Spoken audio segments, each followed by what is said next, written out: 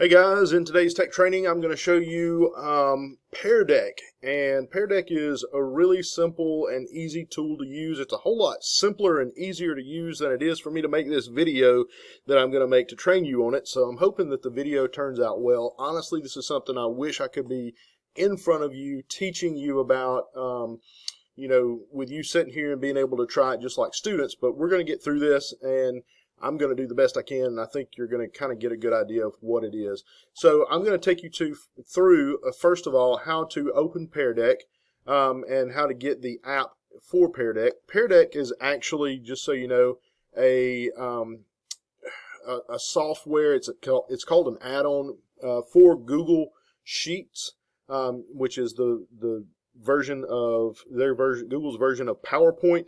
And what this Pear Deck does is it takes either a PowerPoint you have already made, or a Google Slides presentation that you've already made, or a new one that you can just make from scratch, and it makes it interactive. So it will put in slides, kind of like this one here, where students can go in and manipulate if they download the app and are using the app on their Chromebook or their own device, and you can see real-time data that they're entering as they enter it. So it's, for those of you who have been around a little bit, we used to use clickers in the classroom, and you know that setting those up could be difficult. For those of you who got them set up and used them, you know that the data that you were able to get to those were very valuable.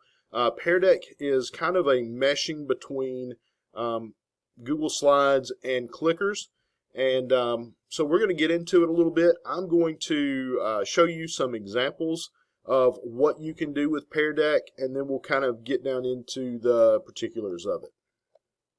Alright, so I am now in the Pear Deck Orchard. It's peardeck.com/orchard, and this gives me a place to search for lessons and activities that I can actually go ahead and start using. And what I'd like to point out is that all you really have to do is search by your subject matter, and it will pull up Pear Decks that have already been made by other teachers that you can use. So you can see that this one is World War II Homefront, Land Use, Brown versus Topeka Board of Education, and on and on and on.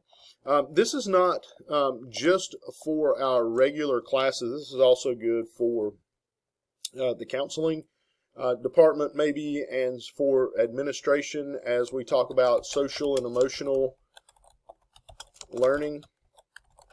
Let's see what it pulls up here. So here's one on that, and I think you can search for different terminology and it'll find different things, but it already has some of these things made. So I'm going to click on this one, and we're going to look here. We're going to view and copy this. It's going to copy this to my drive. If I click on the copy to drive, it's going to say, hey, make a copy. Yes, I want to make a copy, and it will pull that in. Now you can see that it went ahead and it pulled this whole Google Slides presentation in. Now I can copy and paste these slides, I think, into other slides presentations, and I can add my own slides in here. I can edit this as if it was my own. It's my own copy, and I can use it as is if I like. But I just wanted to kind of show you some of the things that are involved in this particular slide presentation. If I go back up to the very first, you can see that it gives you some speaker notes down here at the bottom and kind of tells you what's going along here. And then we're going to have a moment of silence. Follow the instructions on the slide. See this little bar that's down here across the bottom? This is going to tell you, as the creator, what type of slide this is going to be. Now, it's very important that you do not delete this part of a slide on a Pear Deck, because it's what tells Pear Deck what to do and what makes it interactive. So on this one, we're just going to follow the notes on the screen here. On this one, students drag the icon. So it's kind of hard to see what a student is going to see right now, but we're going to take a look at what a student sees in a minute. But basically, they will see this slide, and they will have a dot or something that they can drag. and I think you can change those. But right now you see my crosshairs probably. It's the arrows pointing in all four directions. If that were my icon as a student, I could drag it on here to see where my stress level is. And so right now, since I'm making this video and trying to get through it in 15 minutes, I might pull mine all the way over here. And so you can imagine what happens as a teacher when you see dots all over this place, and you can kind of see, okay, well, my kids are really stressed today or not really stressed today, and we move on. And then maybe we go down and we look at some of these other things. So this is a student's write your response. So I could come in here and click and write my response as a student, and then as a teacher I can show all of the different responses if I wanted to from the student, so everybody can see what everybody thought about the topic. Of course it's anonymous, so we're not going to call anybody out by name. But the great thing about Pear Deck is that it gives the students who are a little bit shy and don't ever speak in class a way to have a voice without actually speaking up. So we'll look at a few more of these. So this one is another one of drag the icon. So each student would have a little red icon like this, and they would drag it to yes or no or I'm not sure. And then on this one, we've got another student's write your response, so they would type that up. This one, we can drag icons, so we have a red, a yellow, and a green, and we can drag along the lines. These are pretty fun. We can drag the icons onto a thumbs up, a thumbs down, too hard, just right, too easy. Here we have what was easy about the lesson. You can draw anywhere on this slide. So if students have a touch screen where they can draw on their device, then they can draw on these slides as well. Keep in mind that there is a premium version of Pear Deck, and I think when you first sign up, you get 30 days for free in premium. And after the 30-day premium trial is over, you go back to whatever their free offer is, and so you lose a little of the functionality after the first 30 days. So unless you buy that. So there is a difference there, and we'll take a look at those differences at some point. So I realize this social emotional thing is probably not what most of you are interested in, so I do want to show you a couple of things that maybe are a little bit more interesting to you. So I'm going to go to add-ons, and I'm going to show you how to get this. Actually, just go to get add-ons and you search for Pear Deck. I already have it installed, so I'm going to go to add-ons, choose Pear Deck, and open the Pear Deck add-on, and it's going to open up this extra bar over here on the side. Now what's great about this is I can come in here and I can look at their templates gallery to find something that I'm looking for. I have the option to look for beginning of the lesson things such as bell ringers, and it gives me a whole bunch of slides that have already been made that I can look at as far as bell ringers go. I can go into during the lesson on the fly, maybe things that I want to put in here.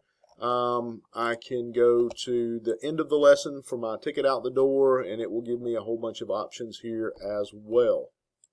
If I scroll down just a little bit further, I have the option to see some example questions by subject matter. So if I go into math, it's going to show me all of the different types of things that I can put in for math. So let me just put in a new slide here, and maybe I want to use, I don't know which one here. Oh, this graph is actually a really cool one. So what I can do is I can put this graph in, and it automatically puts that in here. And so you can see what the directions are. Students draw anywhere on this slide. Now you can adapt these instructions to say whatever you want. Enter your problem here, and then your students can come in if they have a touch screen and draw these graphs. And again, we'll come back to what the student sees in a moment if I can make it there. And then that's a really cool one. Let's go look at a science one real quick, or a social studies.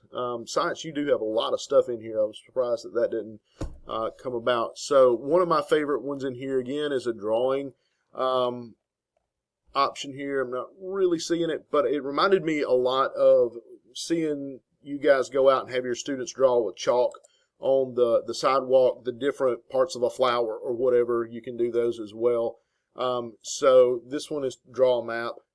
You could, of course, make this say draw the parts of the flower or whatever, and then the students would come in and draw those as well. So there are lots of good things. I'm thinking science, this is social studies, so there you go. Once as a teacher I have my presentation the way that I want it to be. Of course, every slide does not have to be a Pear Deck slide. You can have slides that are just normal, but you go up to, after you have opened your add-on, and again you have to go to Get Add-ons and find Pear Deck if you are needing to install it. It's just going to be this right here. You can see I've got the little green check mark because I have it installed.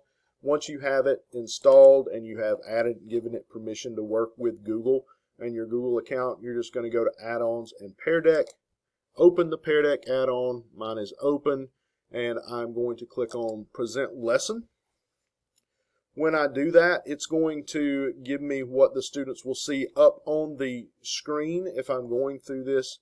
I'm going to choose my Effingham account. And I think the first thing it's going to do is it's going to give us a slide that students need to go to in order to be able to join this Pear Deck session. So it's kind of like joining Google Classroom, but they will download and install or open the Pear Deck app on their device, or they can go to the website to join this this Pear Deck by going to join Pear Deck, joinpd.com, and entering this code. Once they enter this code, we're going to see if we can see what they see. All right, so I've switched over to what the student will do. I've gone to Pear Deck, what is that? Joinpd.com, and this is what I see. Now, it changed my address just a little bit, but that's okay. I'm going to put in my code. So remember, I'm acting as a student here. And so it's going to open it up. It's going to say, hey, which account do you want to use in order to be able to load this up? And so my very first slide is, how are you feeling today? So I'm going to say, oh, of course, I'm happy. Of course, I can skip that as well, it said. So then it moves on, and it is ready for us to start going through this presentation. Now, if I switch back over to what I'm doing as a teacher, I can start the class, and I can start going through my slide presentation. Now, as I move through these slides, it's actually also changing in the student view. So this is the student view. So we've gotten to the question here about math and drawing something here. So I'm going to draw my arc and hope that it's good. And then I'm going to show you also what the teacher sees. So before I show you what the teacher sees, I just want to show you this example of one of the student questions here. On this one, the students have to drag a line back and forth. So this could be altered to be used in a lot of different scenarios like timelines and whatnot, but it's kind of cool, and we'll look at what you see in just a moment. Here's one more. What do you think about topic? So I say, what do you think about how Georgia whooped up on Notre Dame over the weekend? And the students can come in and type in their answers here, and then we'll see what they say all together later. Another kind of standard question you see in Pear Deck is the drag the dot. And so as a student, I'm able to drag my dot to whatever answer. And as the teacher, I'll see a whole bunch of these in just a few seconds. On this example, we have another drag the dot. We have multiple dots on this one to be able to drag, but kind of the same principle as what we saw a second ago. All right, so all the students, we've gone through all the slides now. Everybody's had a chance to answer. I want to show you as a teacher what you see. This is in the presentation mode from the teacher. So across the bottom, I have a few different things. I have the ability to toggle between slides. I have the ability to look at some notes if I want to put in some notes here. I also have the ability to add a new question on the fly. And then I have 3 dots that allow me to make this full screen, to open the dashboard in a new window. These are premium services and will go away after 30 days. I have the ability to turn on student pace so that they can do this kind of on their own as they want to. And then I have the ability to end the session, and also have the ability to end the session here. Now, as I go through this, as a teacher, I probably will be doing this kind of on the fly.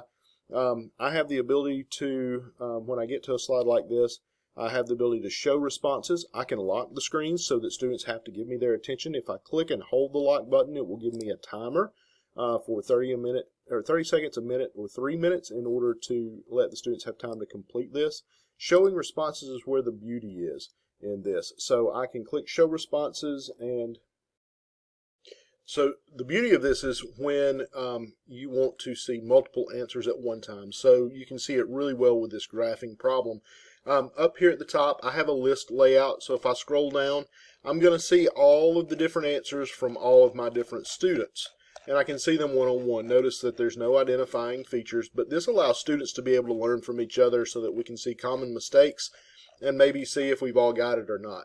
The other cool feature here is to look at this in a grid layout, so I can kind of look at them a little quicker and easier. But the coolest feature is the overlap layout. So if I click on that, I can see all of the different answers at one time to see how people are doing and if we're getting the exact same answer.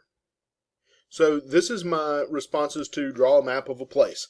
And again, I can do this at any point during the presentation as I'm going through it. I waited to the end just to kind of be able to show you all these for presentation purposes. But obviously, after you give the students a chance to do this in class, you might want to review these individually right at the time. So if I scroll down, you can see what my students drew. Please don't judge me. I am my own student in all of these. That's ugly. Sorry. So grid layout will again show me all of these, and then of course for whatever reason, if I wanted to show the layout over, and I would not for this, you can see that as well. So this is a question where I was supposed to go in and write what makes my bucket, what's filling my bucket, what's draining my bucket. If I come down and click on show responses again, it's going to show me whatever my students put in here, and I can kind of look and see on the fly what that is. I can go on. So we took a look at what the students saw on this one. This is where they were dragging the line back and forth. If I go to show responses, I'll be able to see where the lines are for each of the students that drug the line here to kind of get an idea and a feel for what's going on in my classroom and how the students are feeling. So this is a written or typed response. If I go to show responses, I'm going to see what all of my students typed, and there's some really deep thinkers here. So you can kind of see what it does here as far as putting them all here where we can look at all of those responses together. This is where it gives that student who is afraid to raise their hand and speak out in class a voice, so that they can type in whatever they think, and it will pop up here. It's not associated with them, and they can still get their view across and get their words out, which is really good. So this is where I was dragging my dots. I asked the students to drag the dots, and I can see that for some reason a lot of my students chose no on this particular question. This was a multiple drag your dot, I believe, so I'm going to click show responses. And yep, you can see the different color dots and where they landed on the line for this particular question to give you an idea of how your students are doing on first, second, and third tries, I guess. So very simple, did you find this lesson interesting and challenging? Remember, you can always edit these templates and you can always make your own slides. I could change the wording of this to be whatever I wanted to, and I could change the wording of these things down here to whatever I wanted them to match whatever it was that I was doing. Again, show responses, and you can see the dots, and the students don't have to put them directly on just right too hard or too easy. Maybe it was somewhere in the middle. When I'm finished with my presentation in class, all I have to do is hit end, and it will give me the option to enter a name for this session, and so I'm going to just call it PD Training. And I can publish student takeaways if I want to. That's an advanced feature. We're going to kind of skip over that for now, but if you want to, I can give you more information about that. Then we can save and end the session. So it's actually saving those results for you, and it saves those directly into Google Drive so that you can refer back to those if you need to. Now that you've kind of seen it in action, maybe understand how it works or what it does, I do want to come back through here and just one more time point out that in order for this to work, what makes it interactive, the magic is in this line down here across the bottom. And notice it says, do not remove this bar. This is an interactive slide. If you remove that bar, it's not going to work correctly when you go in to present your slide. And remember, you can't make this work if you don't go to Add-ons and go to Get Add-ons and find Pear Deck. Just search for Pear Deck. Choose it. And again, I already have it installed, so it's not going to give me the option to install, but right here where mine says uninstall, yours would say install. It's going to ask you what account you want to associate it with, and of course you want to do that with your @Effingham account, and then it will ask to have access to a couple of things, and you just agree and say yes, and then it will work. Once you've made your PowerPoint or your Google slide, and you have put in templates or made your own slides or however you're going to do that, all you have to do to start is go to Add-ons and Pear Deck and open the Pear Deck add-on, and that will bring up that line or that bar over here so that you can do whatever it is that you need to do. Hopefully this has been helpful. I think I've covered as much as I can about Pear Deck in this type of a training session. If you have more questions, I'm going to link out to some of these other places that deal with Pear Deck here. I have a site for some quick tips, some example Pear Decks, which is what we looked at to begin with, how to create a new Pear Deck lesson. From Ditch that Textbook, there are 20 ways to use Pear Deck, and then a link to a YouTube playlist from Pear Deck, and another video where someone else much more gifted than I is able to show you how to use Pear Deck. So hopefully that will be helpful. I look forward to seeing you all trying Pear Deck, or some of you trying Pear Deck. If you try Pear Deck and you want me to be in your classroom when you try it, or to come walk you through, or help you test it out or whatever, I'd be happy to do that. Please let me know how it goes. I'd love to hear from you and see if this is something that you're going to use in your classroom, if you plan on using it, or if you actually do, and how it went. Good luck.